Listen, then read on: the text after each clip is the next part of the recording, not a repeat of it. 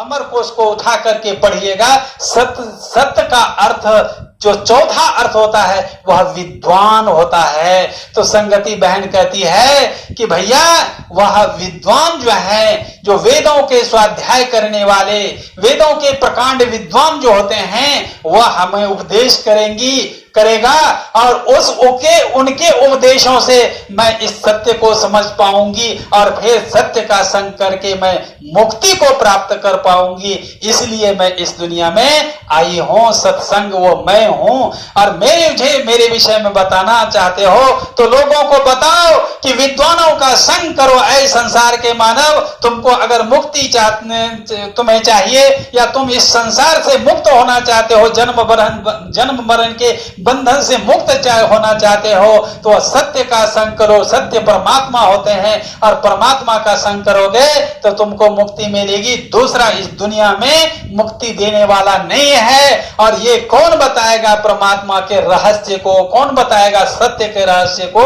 तो अगला जो अर्थ होता है वह सत्य का अर्थ होता है विद्वान। विद्वान का संपर्क करेंगे तब हमें सत्य का पता लगेगा। आपने सुना होगा कभी गुरु के विषय में कि गुरु गोविंद जो है ना, गुरु गोविंद का कहते हैं एक बेटा था, उन्होंने वो देखा मेरे सामने से पिताजी आ रहे हैं और गुरु आ रहे हैं, इन दोनों में से पहले मैं किसको अभिवादन करूं? तो उनके मन में जब ये बात उपज गई तो उन्होंने विचार किया कि नहीं, पहले हम गुरु को प्रणाम करेंगे। क्यों करेंगे गुरु को प्रणाम? कि माँ तो गुरु है, पिता गुरु हैं, वो हमें अरे जन्मदाता हैं, लेकिन गुरु ने हमको इस रहस्य को बताया कि पिता क्या होते हैं और गुरु क्या होते हैं।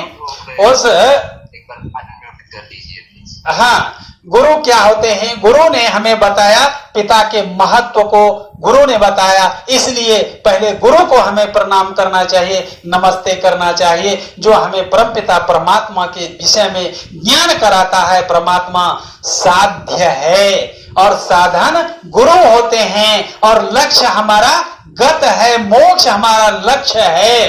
तो इस साधन से, गुरु रूपी साधन से परमात्मा रूपी साध्य को प्राप्त परमात्मा के संग को प्राप्त करके, और इसका लक्ष्य जो है हमारा गत है और गति को प्राप्त करना है हमें, अर्थात मुक्ति को प्राप्त करना है, सुख विशेष को प्राप्त करना है। इसलिए परमपिता परमात्मा ने हमें शरीर दिया है, इसलिए हमें संग दिया है यह शरीर, और संग में गति करने के लिए परमात्मा ने हमें इसमें बैठा रखा है। अर्थात मैं आत्मा हूं और आत्मा का कल्याण करने के लिए विद्वान का संग हमें आवश्यक है।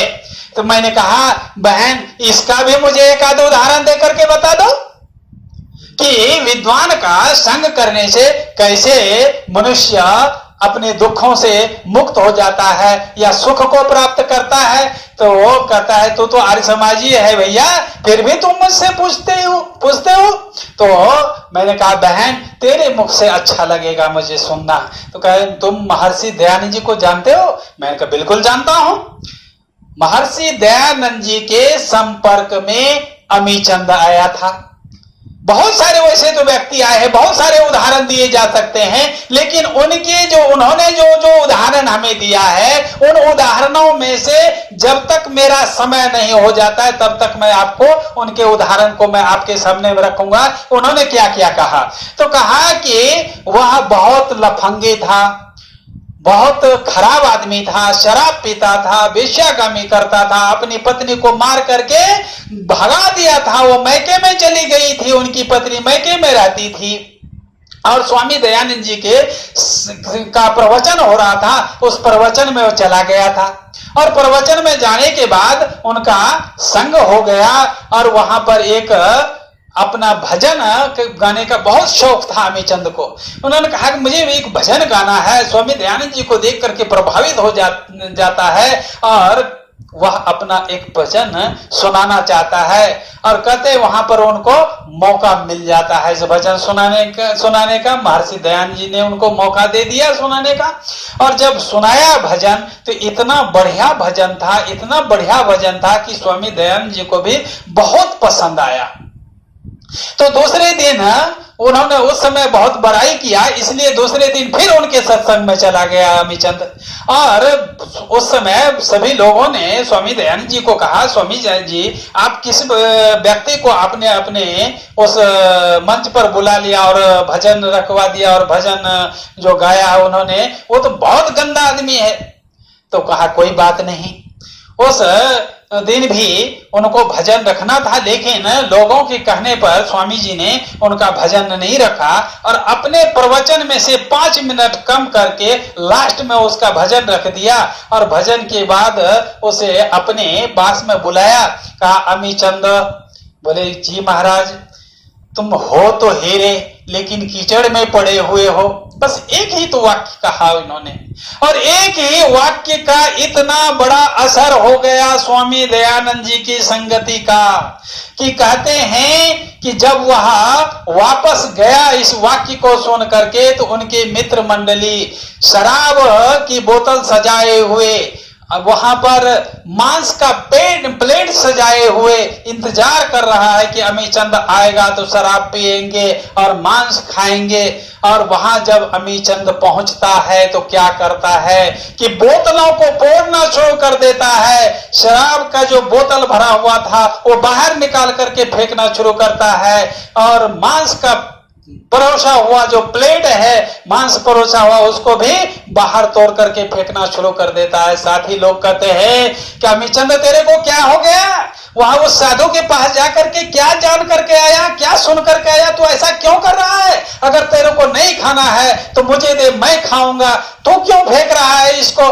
वह कहता है जो चीज मेरे लिए अच्छी नहीं है वह चीज तेरे लिए भी अच्छी नहीं और किसी के लिए भी अच्छी नहीं हो सकती है, इसलिए मैं फोड़ रहा हूं। और लिखने वाले लिखते हैं, विद्वान लोग इस कहानी को बहुत सुनाते हैं कि अपनी पत्नी को उन्होंने पत्र लिखा और पत्र में क्या लिखा कि हे देवी मैं तेरे साथ बहुत बड़ा अन्याय किया हूं, मैं तेरे साथ बहुत बड़ा दुर्व्यवहार किया हूं, मैं बहुत नीच हूं, मैं इस लायक अपने आप को नहीं समझता हूं, मैं तुम्हें जाकर के लाऊं, तुम अपने भाई के साथ मेरे घर पर आ जाओ, मैं आपसे माफी चाहता हूं और तुम अमुक डेट को डेट दे देते हैं, तिथि दे देते हैं, इस तिथि को तुम इस गाड़ी से तुम या आ जाओ, मैं रेलवे स्टेशन पर जाकर के मैं तुम्हारा इंतजार करूंगा तुम्हारे आने का, मुझे माफ कर दो और तुम आ जाओ, फिर से हम सुखी पूर्वक अपने गृहस्थ को व्यतीत करेंगे, बिताएंगे।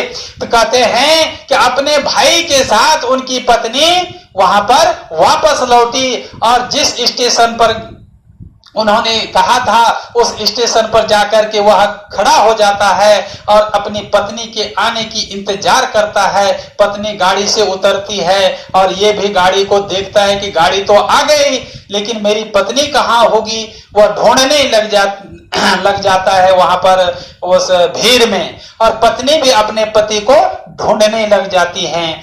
तो कहते हैं वहां पर जब दोनों एक दूसरे से मिलते हैं तो अमीचंद का पहला जो काम होता है वह अपनी पत्नी के पैर पर गिर जाता है और भरी सभा में भरे स्टेशन पर इतने लोग हैं सबके सामने में वह पांव पर गिर जाता है और पांव पर गिर करके पांव पकड़ करके माफी मांगता है। ये सत्संग का प्रभाव है और सत्संग से उनकी बुरी जो जितनी आदतें थी वह समाप्त हो जाती है और जीवन भर आर्य समाज के प्रचार में अपने जीवन को अर्पण कर देता है।